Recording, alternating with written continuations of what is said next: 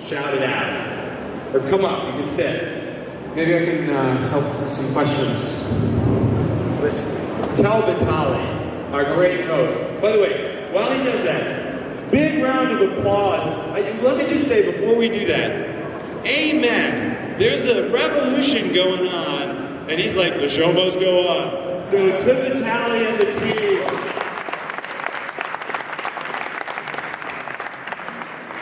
The question is if you're going to share the presentation, the slide deck. Yes. Where? Any other questions? I'll put it on SlideShare and tweet it out. Yeah?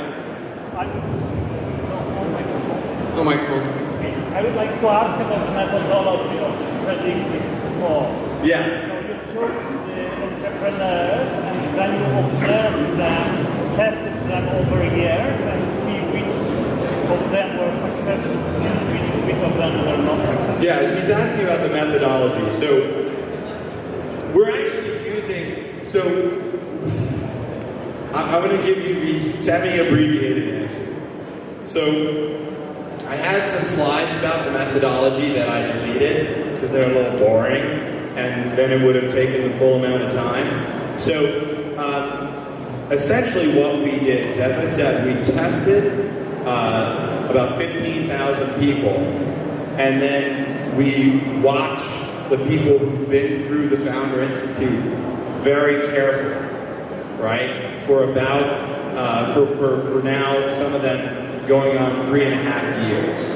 And some companies die, about 10% of the companies are dead, some companies are kicking ass, and some are in the middle, and we essentially score them 1 to 5. Plus, during the program, mentors, peers, and directors also rate them 1 to 5. So we see 1 to 5 ratings during the program, we see 1 to 5 ratings after the program, then we say, here are the 5s, here are the 4s, 3s, 2s, 1s, go back to the testing data and constantly refine and examine the accuracy of the data. So about 86, we have an above an R.45 predictive nature of the test. So about 86% of the time, the test is dead on how someone will do, or under predicts. So they actually do better than the test says. Now, we've done things like control groups. What's the problem with a control group? Well, let me tell you, a lot of fucking problems with a control group. So we've done a control group and we're like, wow, we'll randomly select people to be in the program. And that's like basically, putting a drunk man in charge of the Titanic in iceberg waters. If you let anyone in, you're letting the crazy people, the blankety-blank people, and every time we've done a control group, it's been a complete fiasco. So we've had to sort of adjust the pure scientific method for a business-minded approach. So I would say on a 1 to 10 basis, we were probably like an 8 or a 9, and now we're like a 6 on a scientific method to validate all this data. But if we move too far towards a 10, we start doing things that jeopardize the health of the business for the purity of science. But the science is to help the business, so why would we do that? Anyway, other questions? Sorry. That was a moderate answer. Do you believe that we could recreate a mindset of Silicon Valley in our country or in our conditions, in our mind conditions? Could the one start the way? Do I believe you can? Yeah, I mean, look. So, yes, and not obviously, right? We operate in 60 cities around the world. I hope to be in 150 cities by the end of 2014. But we wouldn't do that if we didn't believe that you can create the same mindset everywhere in the world that is in Silicon Valley. And we say globalizing Silicon Valley. Hopefully one day when Silicon Valley is globalized, we can change the tagline to something else and be like, making awesome companies everywhere in the world or something like that.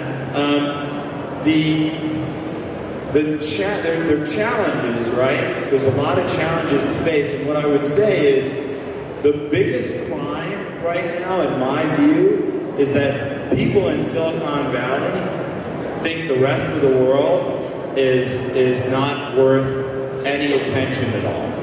The Silicon Valley mindset is 100% myopic. When I go to famous people who are my friends, and I'm like, yeah, we're opening in Cape Town and Johannesburg and Ukraine and Moscow. They're like, are you fucking crazy? Are you alright, dude? You been drinking? Are you on stage? Like, moderately agreeable? I'm like, no, man, no, I think it's gonna be awesome. They're like, I think you're a fucking idiot. So, that's a shame, because if actually people in Silicon Valley believed that there were great opportunities in the rest of the world, might make things a little easier, but I believe, man, and you should believe too. So, yeah. Yeah, thanks, Adele. Based on your experience, do you see any difference in mindset between the hardware and software entrepreneurs? So what? Hardware and software entrepreneurs. Ooh, that's a good one. No, because we haven't looked. But we haven't, that's interesting.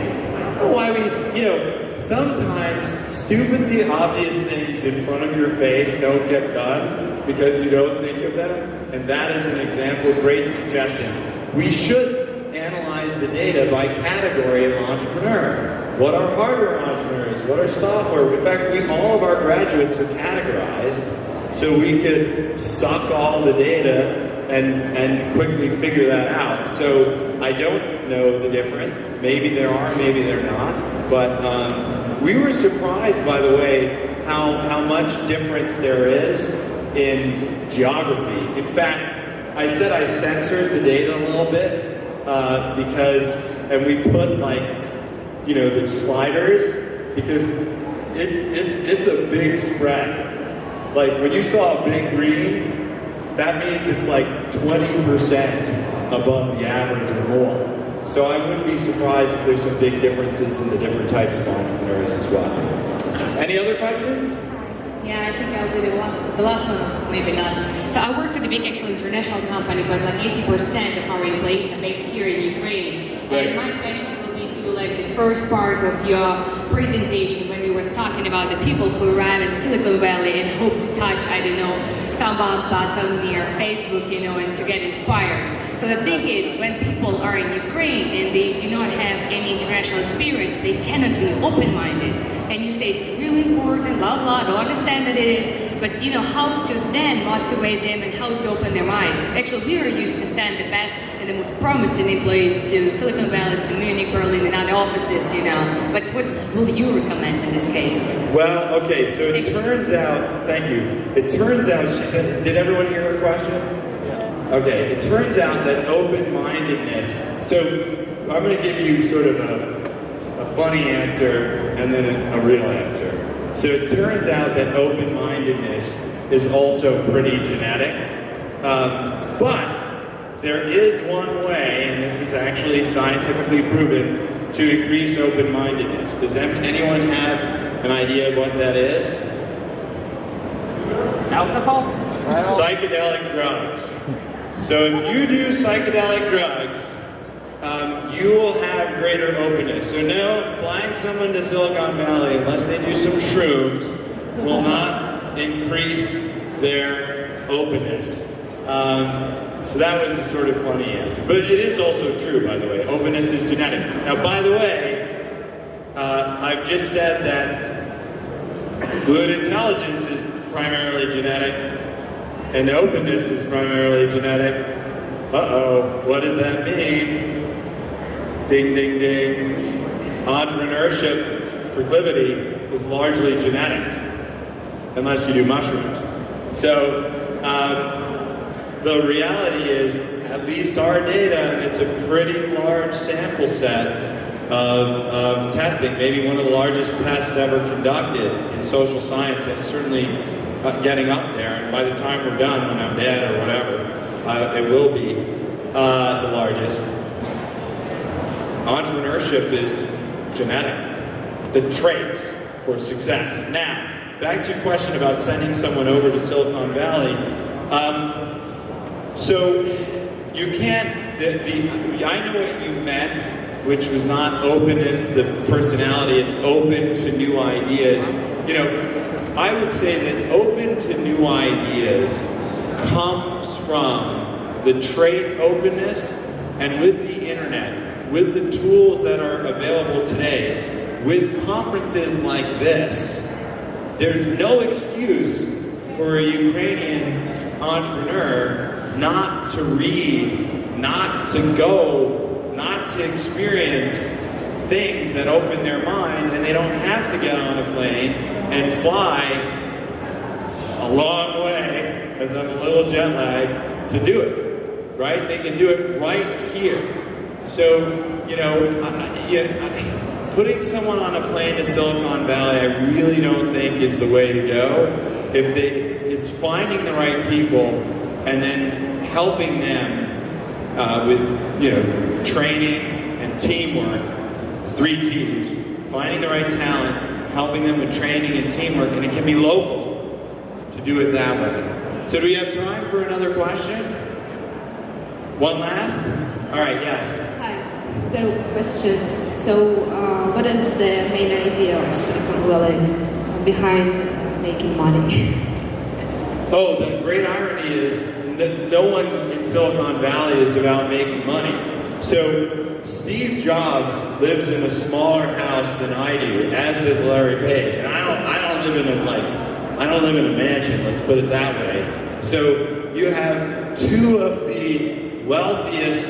By the way, Steve Jobs and Larry Page live about 300 yards, well, when Steve Jobs was alive, live about 300 yards away from each other, which goes to tell you how big their houses are, because 300 yards isn't that far and it's across the street. So, you know, people don't do it for the money, right?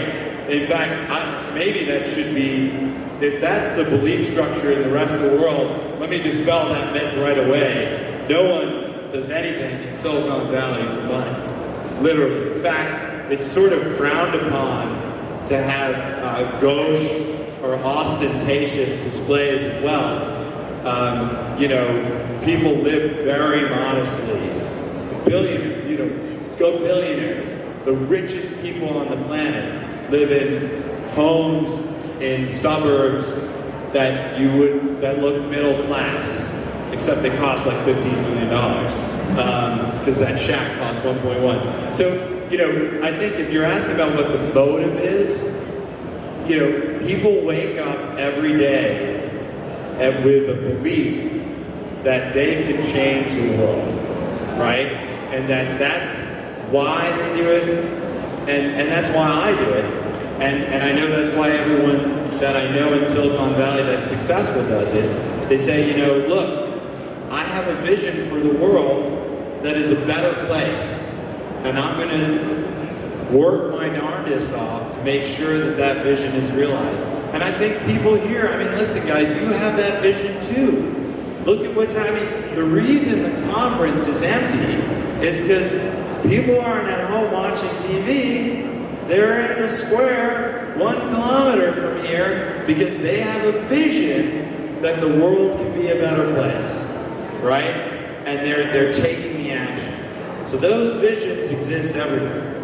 And today is a case in point. So with that said, I think that's a fitting ending note. Oh, no, one more? Okay. Shit. Make it good.